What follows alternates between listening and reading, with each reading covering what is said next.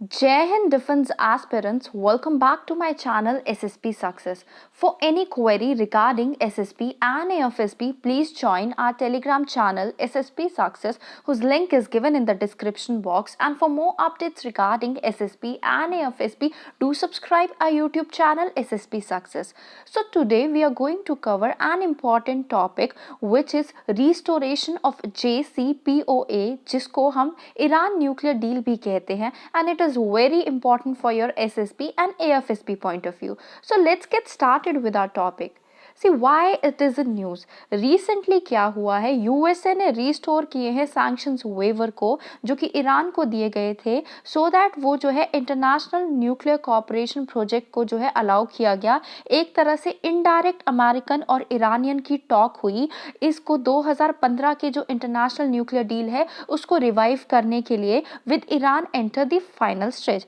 ये जो वेवर्स है वो क्या अलाउ करेगा, ठीक है। बेसिकली देखो, ये जो joint comprehensive plan of action, जिसको शॉर्टली JCPOA कहा जाता है, ये एक तरह की, इसको ईरान न्यूक्लियर डील भी कहा जाता है। ये डील है जो कि यूएसए और 5 यूनाइटेड नेशन सिक्योरिटी काउंसिल के मेंबर्स एंड यूरोपियन यूनियन के बीच में हुई थी, जिसमें ईरान को न्यूक्लियर बॉम्ब ना बनाने दिया जाएगा प्रभाव, ये चीज़ थी, ठीक है। उसके बाद ये वेवर्स जो है वो क्या अलाउ करेंगे, ये वेवर्स एक तरह से ये अलाउ करेंगे जो दूसरी कंट्रीज़ है, कंपनीज़ है, पार्टिसिपेट कर पाएंगी ईरान की सिविलियन न्यूक्लियर प्रोग्राम में बिना कोई यूएस के जो सैंक्शन है उन पे उसको बिना ट्रिगर किए, in the name of promoting safety and non proliferation. जो वेवर्स है उनको रिवॉक किया गया यूनाइटेड स्टेट्स के द्वारा 2019 एंड 20 में भी। किसके अंडर ये जो वेवर्स है इनको रिवॉक किया गया था, फॉर्मर प्रेसिडेंट डोनाल्ड ट्रंप के अंदर, जिन्होंने खुद को न्यूक्लियर एग्रीमेंट से पुल आउट कर लिया था। और इस एग्रीमेंट को फॉर्मली कहा जाता है joint comprehension plan of action. देखो, टाइमलाइन की और बैकग्राउंड की अगर हम बात करें JCPOA की, तो JCPOA जो है वो रिजल्ट है किसका, प्रोलॉन्ग नेगोशिएशन जो चल रही थी 2013 से 2015 के बीच में। और ये नेगोशिएशन किन के बीच में चल रही थी, ये नेगोशिएशन ईरान और P5+1 के बीच में चल रही थी। ईरान और P5 में कौन सा आता है, P5 में यूनाइटेड नेशन सिक्योरिटी काउंसिल के 5 members, which are China, France, Germany, Russia and United Kingdom. उसके अलावा +1 इज यूरोपियन यूनियन। ये क्यों हुई, ये हुई थी बैक चैनल टॉक जो हो रहे थे यूएसए के प्रेसिडेंट बैरक ओबामा के बीच में एंड ईरान के बीच में, जो क्वाइटली ब्रोकर किए गए ओमान के द्वारा, सो दैट जो है ये जो मिसट्रस्ट था 1979 का इस्लामिक रेवोल्यूशन का, उसको रिपेयर किया जा सके। इस्लामिक रेवोल्यूशन को ईरानियन रेवोल्यूशन भी कहा जाता है। ये पॉपुलर अपराइजिंग जो ईरान में हुई थी 1978 से 1979 में, उसके बाद इसकी वजह से मोनार्की जो है वो टॉपल अप हुई थी 11 फरवरी 1979 को, और उसकी वजह से इस्लामिक रिपब्लिक का इस्टेब्लिशमेंट हुआ था।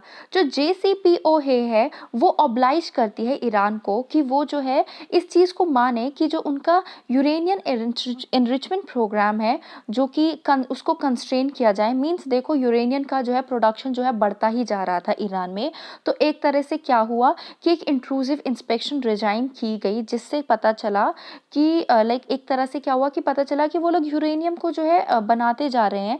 तो यूएसए ने क्या किया कि इंस्पेक्शन की, और उसमें पता चला कि हाँ, बहुत ज़्यादा यूरेनियम की एनरिचमेंट जो है ईरान में हो रही है। तो ये जो है, ये एक तरह से क्या हुआ कि पार्शल लिफ्ट किया गया। पहले क्या हुआ कि जब देखा ना कि वो लोग इतना ज़्यादा यूरेनियम बना रहे हैं, तो उनके ऊपर सैंक्शन लगा दिए गए। सैंक्शन में क्या हुआ कि जो मोस्ट ऑफ द कंट्रीज़, देखो, जो अगर कंट्रीज़ जो है इसके साथ, ईरान के साथ अपने इकोनॉमिक टाइज रखेगी ना, तो उसके साथ यूएसए जो है अपने इकोनॉमिक टाइज को कट कर देगा, ठीक है।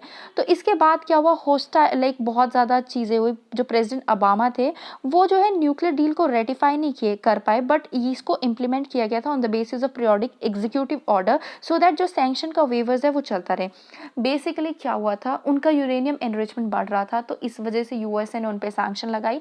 बट फिर ईरान ने कहा कि आप हमसे सैंक्शन हटा दीजिए और हम जो है इसको अंडर कंट्रोल रखेंगे, मतलब हम एक लिमिट उसके बाद जो है अपना ये यूरेनियम एनरिचमेंट नहीं बढ़ाएंगे, ओके। जब डोनाल्ड ट्रंप प्रेसिडेंट बने उन्होंने इस डील से वो बाहर निकल गए और इस डील को कहा horrible one sided deal and that should have never ever been made. जो यूएस का डिसीजन था उसको क्रिटिसाइज किया गया सारे पार्टीज ऑफ द जेसीपीओ के द्वारा, बिकॉज ये सबने मिलकर डिसीजन लिया था ना, ओके जिसमें यूरोपियन के एलाइज भी थे। ईरान जो है वो कॉम्प्लाइंस में था विद इस ऑब्लिगेशन और उन्होंने सर्टिफाई किया like international atomic energy agency के द्वारा। What was like all concept at that time, देखो क्या हुआ कि ईरान जो है वो अपने प्रॉमिस के अकॉर्डिंग जो है यूरेनियम एनरिचमेंट को अंडर कंट्रोल जो है कर रहा था। लाइक वो ज़्यादा प्रोडक्शन कर नहीं रहे थे, जिसकी जितनी लिमिट थी उतनी कर रहे थे, लेकिन फिर भी यूएस के प्रेसिडेंट डोनाल्ड ट्रंप जो है उस डील से बाहर आ गए। इसी वजह से बाकी जो जेसीपीओ है उनके मेंबर्स ने इनको यूएस के प्रेसिडेंट को, यूएस के डिसीजंस को क्रिटिसाइज किया। जो टेंशन है वो बढ़ गई यूएस के बीच में, ठीक है, बिकॉज उसका ये यूनिलेटरल सैंक्शन उन्होंने लगा दिया, जिसकी वजह से क्या हुआ कि देखो बेसिकली प्रॉब्लम क्या हुई, अगर आप ईरान के ऊपर सैंक्शन लगा देता है ना यूएस, तो उससे उनको उनकी इकोनॉमिक एक्टिविटी बंद हो जाएगी, उनकी इकोनॉमिक एक्टिविटी बंद हो जाएगी तो उसकी वजह से प्रॉब्लम आएगी ना। वहाँ पे लाइक एक जीडीपी पे इफेक्ट पड़ता है, बहुत सारी चीज़ों पे इफेक्ट पड़ता है। In fact they were following the procedure, वो सब बातें मान भी रहे थे, फिर भी उनके ऊपर उनको इस डील से जो है वो डील से बाहर निकल गए प्रेसिडेंट। तो for the first year after US withdrawal तो ईरान का रिस्पॉन्स जो था वो म्यूट था, ठीक है।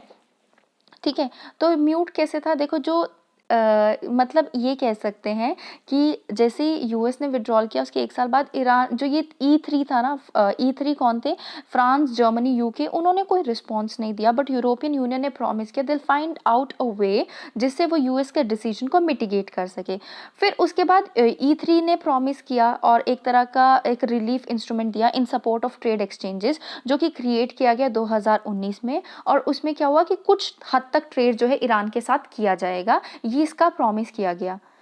उसके बाद बाय मई 2019 ईरान की जो स्ट्रैटेजिक पेशेंस है वो मतलब ये कह सकते हैं कि देखो ईरान के पेशेंस जो है वो लूज हो गए और ईयू और ई3 भी जो है अपने जो उन्होंने प्रॉमिस किया था इकोनॉमिक रिलीफ उसको भी वो प्रोवाइड नहीं कर पाए।